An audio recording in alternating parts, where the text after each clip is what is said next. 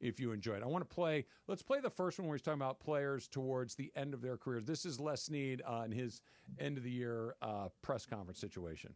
And there's that subset of players, that we'll talk about that are on the back nine of their career. And, how many more years are they going to play NFL football? And how many more years we'll work together as a Ram? And that's always the puzzle that we have to put together. We haven't done that yet. It's hard. Yeah. Great players they come with big paychecks, and you have some areas where you have to get better. And there's some young guys that deserve bigger contracts, like a Kobe Turner, like a Kyron Williams. They're up. So you have to decide, if you're on the back nine, how much do we pay you? Do we want you here? Can we shift some of that money to those young guys? Happens every single year to the best teams. Most guys just get cut and you retool. Yeah, this is different. I do think, and it's got to be the hardest thing in Les Snead's shoes or any general manager's shoes, whether it's Andrew Friedman or Les Snead or anybody, when you have a player that not only is a great player, but an incredibly popular player and a player that is helped you achieve the highest highs. Cooper Kupp. Cooper Kupp was the Super Bowl MVP. Cooper Kupp was the offensive weapon on your team for a very long period of time and did everything you've ever asked him to do, has played hurt, has done all. He's Cooper Kupp. I don't even need to add anything more to it. But he's not Cooper Kupp at that price anymore. No. And that's where it gets super, super tricky. When I hear Les Snead say something like, back nine of their career, it's a puzzle that we haven't figured out yet. What I hear is, dude, you're going to need to bend because I can't do this. Yeah. And that comment, even though his name's not even in it at that spot, makes me think immediately of Cooper Kupp. Of course. You get to year 7 or 8, you only have, 3 or 4, maybe 5 left in you. Yeah. So there's more behind than in front. And that paycheck, like with Aaron Donald when he left at the top of his game. Cooper is not at the top of his game. He's not. He was almost non-existent down the stretch at some point. We had to goad him into coming back to making some catches in that last game versus Philadelphia. But it is what it is. You're going to have to take a hard look at what you're paying him. And does he want to take a pay cut? And he's going to have to take a hard look at himself. Yeah. Right? Like, what prioritize? And I'm just, for Cooper, if this is the things that Cooper Kupp has to figure out, I'm not putting him in the order I think he thinks they're in, but you got to prioritize how much money do you want to make? How many footballs do you want to come your way? Do you want to win? Do you want to move? Which coach do you want to play for? Like, these are all variables that you got to figure out. And if money is not the most important thing, okay. Do you want to play with a good quarterback? Okay. Do you want to play with a coach that knows how to get you the ball and knows how to okay? Like, these are all LA things, but the money is the piece that is so out of whack at the moment. You're going to have to really figure out how important that money piece is to you. Would you take a under market value deal if you're Cooper Kupp? Would you take a team-friendly deal? What do they call that? A team discount? Yeah, a hometown discount. A hometown discount that would be under market value for receivers in the National Football League. I can't answer that for him. If you're asking me what would I do and if I were in his shoes. If you were Cooper Kupp. Is there somebody else offering me more money? There might be one or maybe one. Okay, yeah. But you're going to have to switch teams, uproot, go change. It's not going to be the same.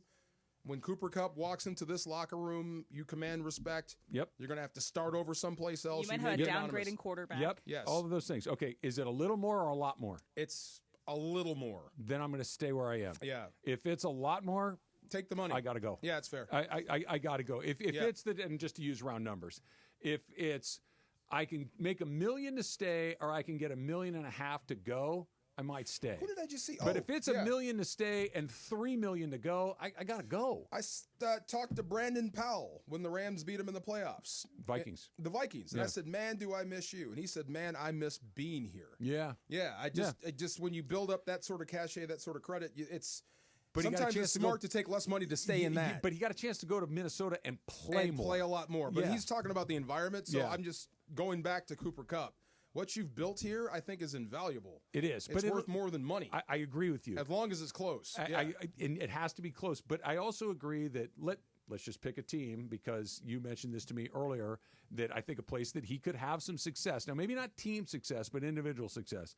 The Raiders. Oh, my God. When Pete Carroll took the job, geez, I'm like, oh, boy.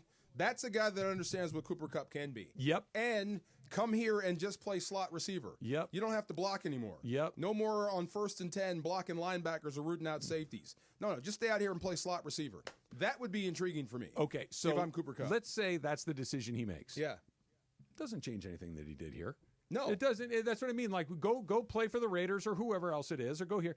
When you're done, there's a place here for you. Of course. You're a legend of this team. You're a Super Bowl MVP. They just brought Tavon Austin back. That's what I'm saying. This is your home. You can go away for a minute, but this is where, when you close your eyes and you think of Cooper Kupp as a football player in this league, it will always be as a Rams player. Of course.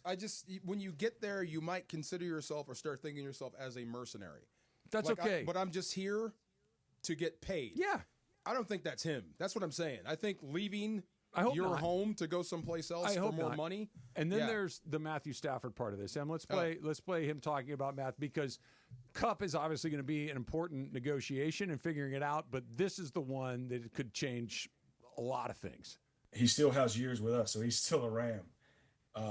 And I know this, we'll sit down with all parties to work through that portion of it too when we get to that. But at this point in time, we're going to take this but that's something that's going to be a big line item. I think Sean mentioned in his, you don't want those type issues, dragging out throughout the offseason and kind of being a theme going into the season. Heck no. You led with the contract. I like that.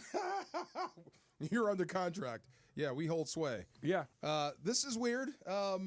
They paid him a lot of money. Mm-hmm. And like I said, my respect for Matthew Stafford is through the roof. Mm-hmm. Now we're entering the business side of everything. Right. So how much more do you think you should be paid? And if you get paid more, or if we pay you this, that means we can't pay for X, Y, and Z. Now, the whole thing is to bring you back so you can compete for championships. But if you take too much of the pie just because you think you deserve it, and you probably do, that means we're not going to be as good. Yeah. That's where you are. I like the pie thing, because not just we were talking about pie, which is awesome, but I got X amount of dollars to spend. Every dollar I give to you is $1 I can't give to somebody else to make the team better. So how many of these dollars do you want to suck up? To the butt and gut guys protecting you. Exactly right. And I also think there's this, and again, you know me, I love to read between the lines or listen for things that aren't said but I think are implied.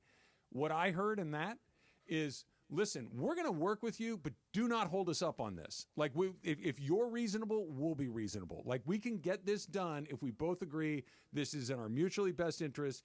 You cannot have a gun to our head in this thing. No. Because we're not doing that. And I like how that went, because this is the best spot for him. This is the best result for the Rams. The Rams need him, and he needs the Rams. This is a good fit for both sides, so nobody get too crazy, too over their skis, because we will. What I heard was we will. We don't want to, but we will walk away from this. I did look at this, and the teams that have the most cap space aren't Super Bowl ready. Right. Yeah, I think this is and he's home not going for you. anywhere that isn't a chance to go punch his ticket But again. that Les Snead comment, what we're talking about, goes back to Week 18 when I was so interested in Jimmy Garoppolo. Just in case. Right. Just in case something goes bad, or if this goes sideways, who's going to start? And how will that look? And he looked okay. It reminded me a little, I don't know if you got a chance to see this. Steve Cohen, who owns the Mets, was at like a Mets fan fest kind of situation. He was taking questions from people, and they were asking about Pete Alonso and whether or not they're going to bring him back because they've been in a contract impasse. He's a free agent. Yeah. And Steve Cohen pulled no punches at all. He's like, look, this is the worst negotiation I've ever been a part of. He goes, I hate it. He goes, they're asking for things that are so far out of the bounds of what this typically is that we're going nowhere.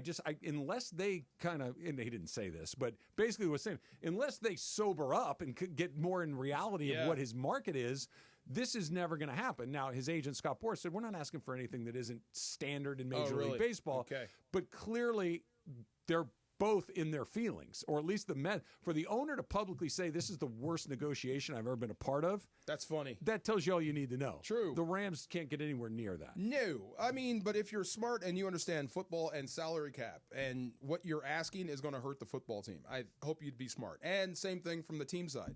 If you can pay him, and you know you can, and you just don't want to because you already did, that's wrong too. Yeah.